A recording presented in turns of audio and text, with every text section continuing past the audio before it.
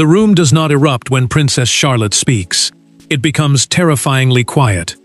What begins as an ordinary private family gathering suddenly turns into something nobody inside Windsor is prepared to manage when the young princess refuses to acknowledge Camilla as her grandmother.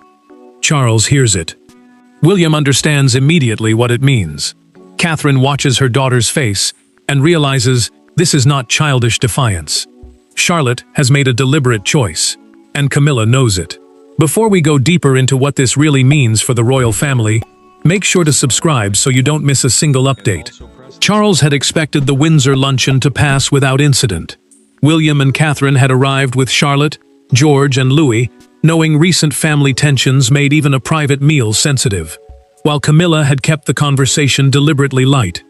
Windsor Castle mattered because private gatherings there carried none of the formal protection of a public ceremony.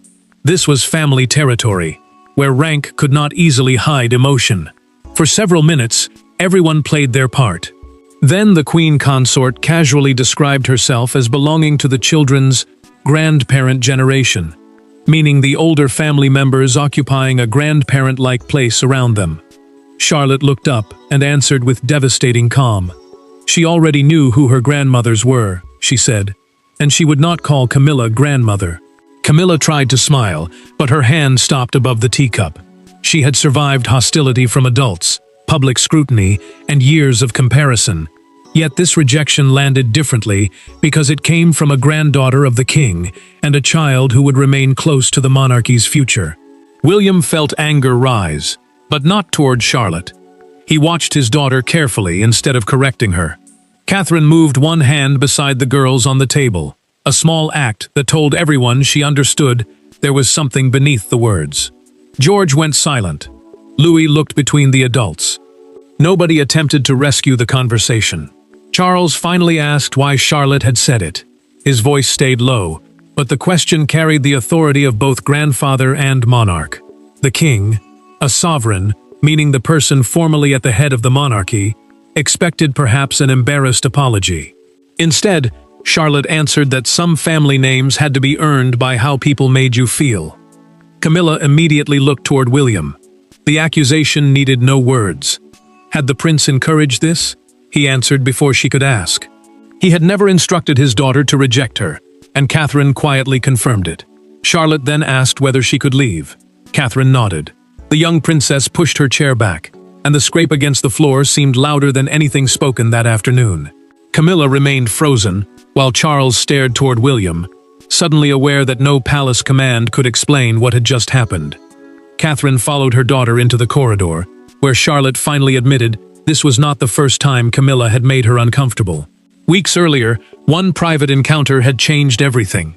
The palace could survive one uncomfortable sentence, but what Charlotte told Catherine behind that closed door transformed the remark from a family embarrassment into the consequence of something that had been building for months. For Charlotte, the argument is not really about a title. For Camilla, that is exactly why it hurts. Catherine finds herself caught between protecting a daughter who feels deeply and preserving peace around a king already burdened by family fractures.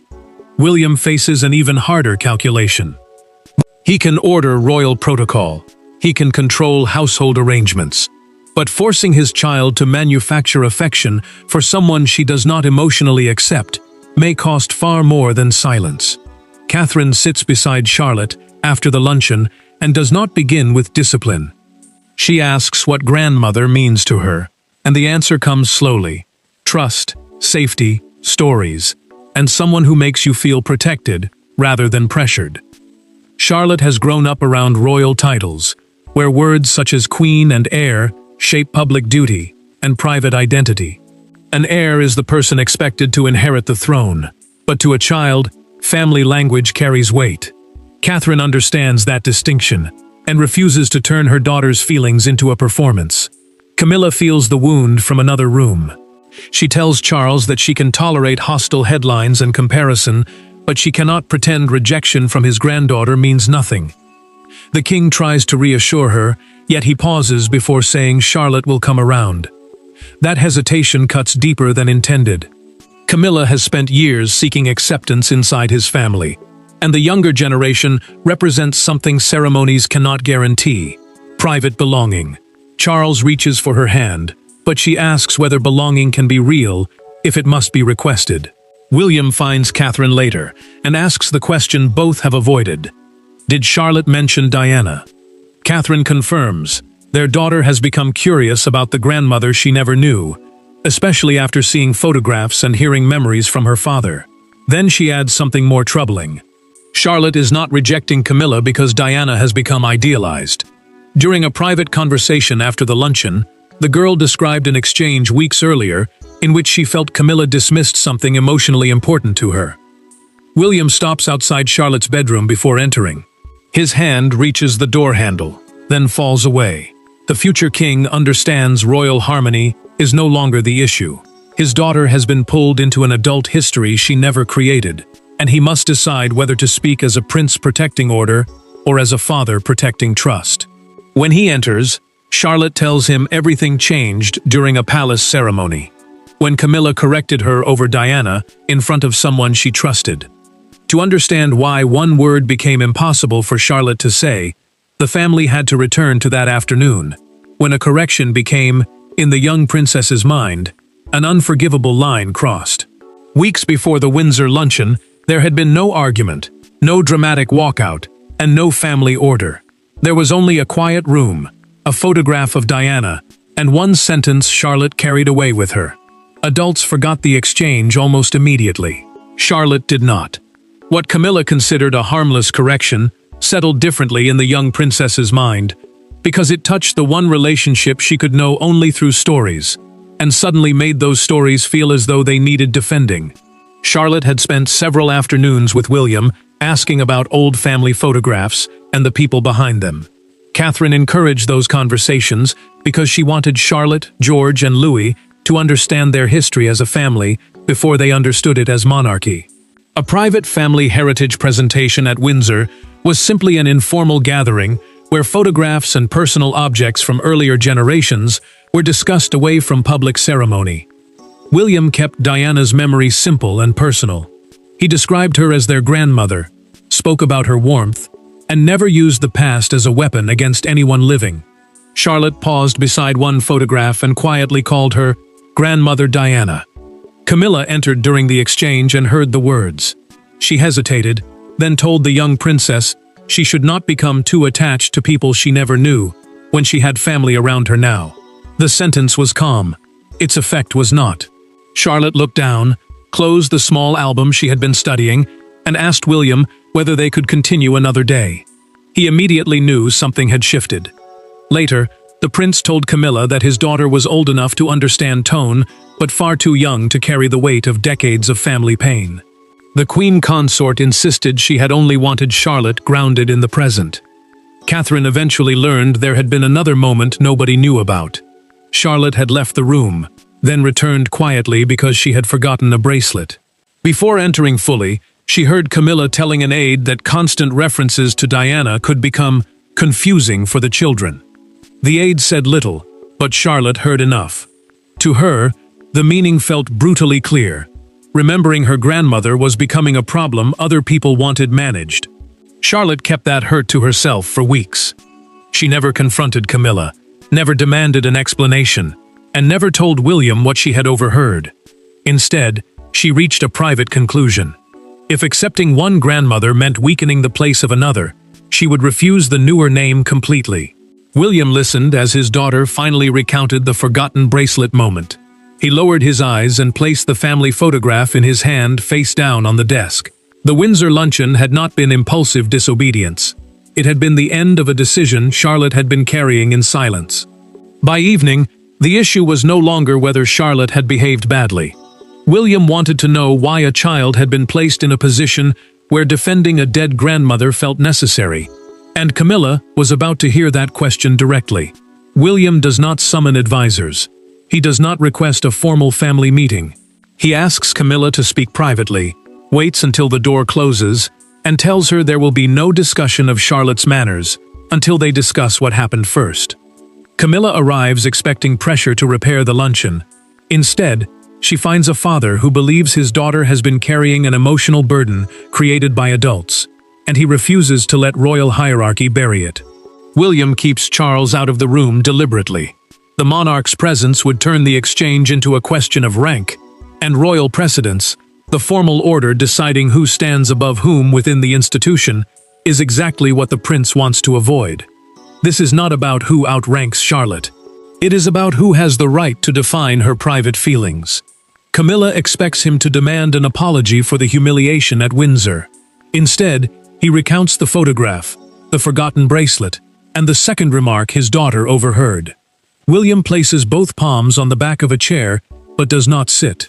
Camilla remains seated, as he asks the question she has been dreading. Did you tell her that remembering her grandmother was confusing? The Queen answers carefully that the comment was never intended for Charlotte to hear. His expression hardens. Intention, he says, does not erase impact. His voice remains controlled until he explains what the words created.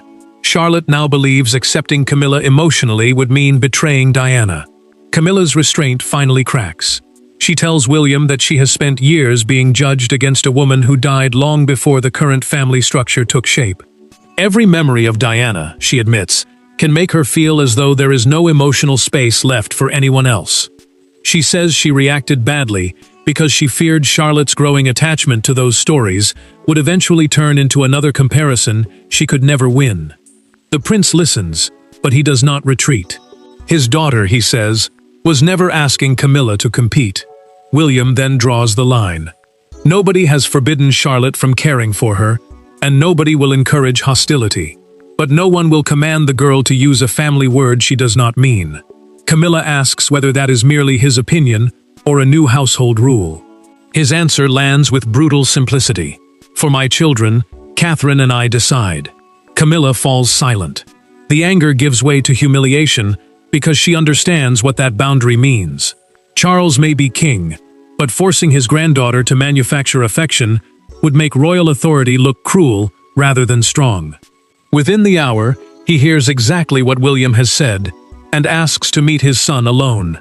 Camilla had expected the king's authority to restore order, but Charles now faced a choice no crown could make easy: protect his wife's dignity or recognize his son's right to protect his daughter. Charles has spent a lifetime inside a system built on titles, precedence, and obligation. Yet the crisis before him cannot be resolved by any of them. He can tell Charlotte where to stand. He can determine which ceremonies she attends. He can establish how members of the household formally address the Queen. What he cannot do without consequence is order his granddaughter to feel a bond she does not feel. And William knows that before entering the room. Charles meets William alone, without aides or private secretaries, because he wants no record of hesitation surrounding what has become an intensely personal decision. The king begins by calling the dispute a threat to family unity, not a challenge to Camilla's rank. Royal protocol, the formal rules governing behavior, titles, and ceremony, can control public conduct.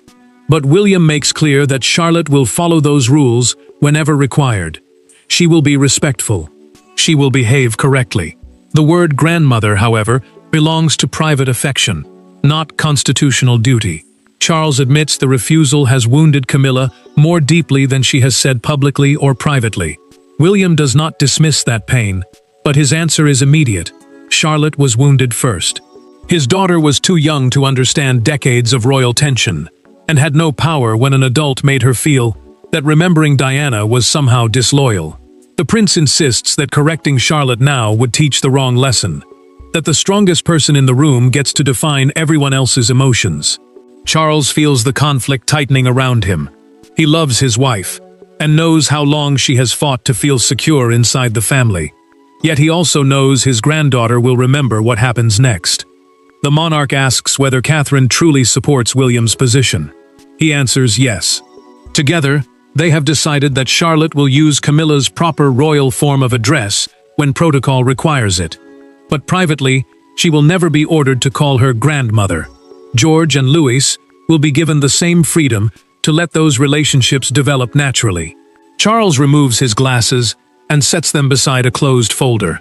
Silence stretches between father and son. He finally says he will not compel Charlotte. The decision is quiet, but its meaning is enormous. Royal structure remains under his authority. Yet William and Catherine retain control over their children's emotional upbringing. Even a sovereign cannot command trust without risking the very family bond he is trying to protect. Charles believes the matter can still remain behind Windsor's closed doors. That belief does not survive long. When Camilla learns he will not overrule William, something in her behavior changes, and staff begin noticing her absence from gatherings she would normally never miss. The king had chosen not to force Charlotte's affection, but the decision did not create peace. It created distance, and Camilla's reaction would make that distance visible almost immediately. The first consequence is not a statement, it is an empty chair. Camilla quietly withdraws from a private family tea, where Charlotte is expected to attend, telling Charles she sees no purpose in creating another uncomfortable encounter. What looks like restraint feels far more serious inside the family. Catherine worries Charlotte will blame herself. William suspects the withdrawal is a form of pressure, and Charles watches his wife retreat from people she had spent years trying to join. Camilla continues every formal duty expected of her, but private invitations become different. Palace staff notice that Charles still accepts family gatherings, while the queen consort begins hesitating whenever Charlotte will be present. These meetings are optional family occasions, rather than official engagements, meaning attendance is personal, not required by royal duty. That difference matters, because every absence now feels deliberate. Camilla tells herself she is preventing another confrontation, yet the pattern creates exactly what she hoped to avoid: a visible gap inside the family. Catherine sees the danger quickly. Charlotte notices the empty place at tea, and asks whether Camilla stayed away because of me. Her mother answers firmly that adults are responsible for their own choices and their own feelings. Charlotte does not have to repair every person around her simply because she spoke honestly. The girl looks relieved, but the relief does not last. She asks whether the queen is angry. Catherine says hurt and anger are not the same thing, and that answer leaves Charlotte quieter than before. Camilla sits alone later and tells Charles she feels reduced to someone who must ask whether his grandchildren are comfortable before entering a room. The king listens, but this time he does not simply defend her pain. He tells his wife that staying away will not make Charlotte trust her. Withdrawal may protect Camilla from another painful moment, but it also places emotional weight back onto the child. For the first time, Charles says the repair must begin without expecting the word grandmother, as proof that it worked. William hears that Camilla is considering skipping an upcoming private birthday gathering as well. His concern hardens immediately. If every absence follows Charlotte into another room, then his daughter may begin believing she controls whether adults appear or disappear. That, he says to Catherine, is precisely the burden they wanted to prevent. She agrees, but she also notices something unexpected in Charlotte. The girl is not pleased that Camilla is gone. Camilla returns briefly after the tea has ended, and stops beside the untouched place setting prepared for her. She rests one hand on the chair but never sits. The empty seat suddenly feels less like protection and more like surrender. Charlotte had refused a word, not a person. And once William understood that distinction, he encouraged one private conversation that would change the direction of the entire conflict. No king sits between them. No future king speaks for either side. Catherine waits elsewhere. Charles is deliberately absent, and for the first time since the crisis began, Charlotte and Camilla face one another without the machinery of monarchy surrounding the conversation. The young princess has not changed her mind about the word that started everything. Camilla knows that. What changes instead is more difficult. Both finally explain what they believed the other had taken from them. Catherine only helps arrange the meeting after Charlotte says she wants it. William agrees on one condition: nobody will use the conversation to demand an apology or force a new name. Charles tells Camilla the same thing before she enters. Reconciliation, he says, must begin without conditions. That matters because a royal title is a formal style used in public duty, while a family name carries private emotion. For once, those two worlds are being kept apart. Charlotte brings the same photograph of Diana that had been at the center of the earlier hurt. She places it on the table and tells Camilla she thought the queen wanted her to stop caring about someone important to her father. The words are simple, but they land hard. Camilla does not interrupt. She admits the photograph touched an insecurity she should never have placed on a child. Hearing Diana discussed, she says, can make her feel as if she will always be compared with a memory she can never compete against. Charlotte answers without anger. She says she was never asking Camilla to compete. The sentence disarms her. For years, the Queen has carried an adult fear into every mention of Diana, but the young princess had only been asking questions about her own family. Camilla finally sees how much history had been pushed onto a child who never asked to inherit it. Camilla then apologizes directly. She says she was wrong to suggest Charlotte could become too attached to someone she never knew, and wrong again to describe those memories as confusing. She does not ask for the word grandmother. That omission matters. Charlotte accepts the apology, but says she still wants to call her Camilla in private when appropriate, and use her proper title at official moments. The Queen agrees. Charlotte reaches the door, then stops. She turns back and asks whether Camilla will come to the upcoming family birthday gathering after all. For the first time, the invitation is personal rather than ceremonial. Camilla is caught off guard, but she says yes. They had finally found a private peace, but the public knew nothing about the conversation. And when Charlotte and Camilla appeared together days later, a single gesture became the image everyone wanted to interpret. The public does not hear Charlotte's private conversation with Camilla. It sees something smaller and, in many ways, more powerful. Outside Windsor, cameras capture the young princess stepping from a family gathering, pausing beside the Queen, and offering her hand rather than the familiar embrace observers expected. Within hours, the image dominates broadcasts and front pages. To outsiders, it looks like rejection. Inside the family, however, the gesture means almost the exact opposite. William knows every movement will be examined before the family even arrives. Catherine knows it too. Rumors have already started circulating around Windsor, and photographers are waiting for a sign that the private tension is real. A royal engagement is a scheduled public appearance carried out on behalf of the monarchy. But this gathering carries a second burden. People are no longer watching only for duty. They are watching Charlotte. Her parents refuse to stage affection. They give her one instruction only: be respectful and be yourself. Camilla feels the pressure the moment the images begin spreading. One front page runs the photograph of Charlotte, extending her hand beneath the words, "The Royal Distance." Television panels replay the exchange again and again, treating the missing embrace as evidence that the family rupture has deepened. Near Windsor Castle, a crowd watches the royal cars depart. Some applaud the young princess for standing her ground. Others argue that no child should become the center of an adult conflict. Within hours, one private boundary has become a national argument. Camilla sees the headline and feels humiliated. Charlotte had been polite. The handshake was not punishment. It was the careful middle ground they had agreed could exist. Yet public interpretation turns that progress into apparent rejection. Charles immediately considers whether the palace should clarify what happened. William objects. Any statement explaining Charlotte's feelings, he argues, would expose his daughter to even more scrutiny and force her private emotions into public debate. Camilla surprises them both. She agrees with William. The Queen tells Charles that Charlotte should not be used to repair her image, even if silence leaves the newspapers free to misunderstand them. That choice changes something important. For the first time, Camilla protects the boundary instead of fighting it. Charlotte later sees the newspaper beside William and asks whether she embarrassed Camilla again. Her father answers that respectful honesty is not cruelty.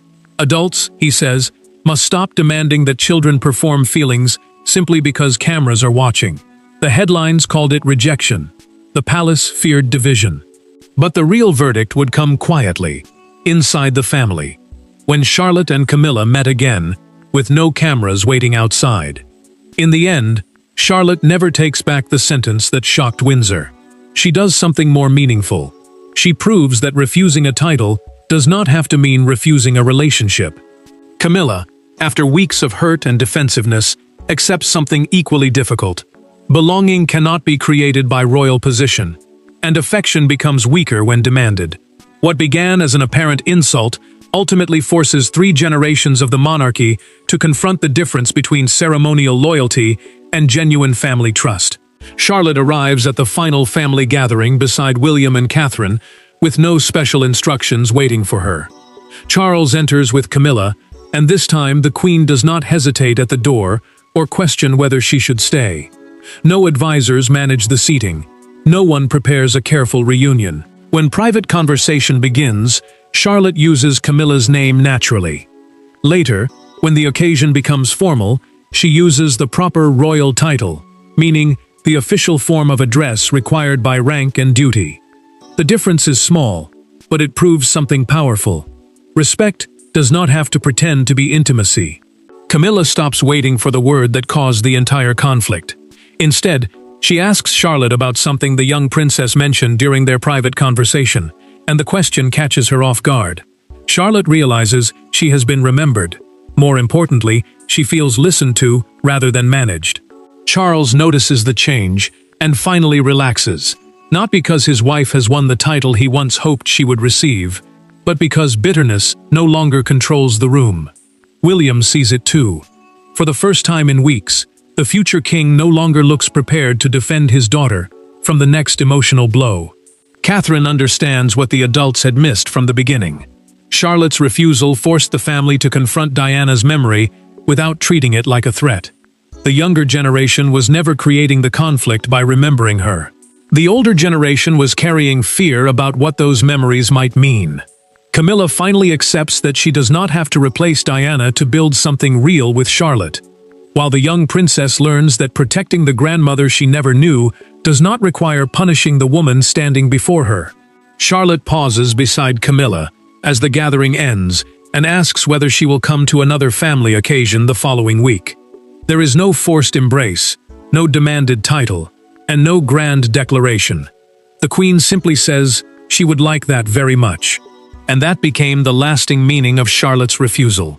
She never called Camilla her grandmother, yet by the end, she no longer needed rejection to defend the people she loved. The family stopped fighting over a word, and finally began building a relationship that could survive without it. Thanks for watching. Please don't forget to like and subscribe, and we will see you in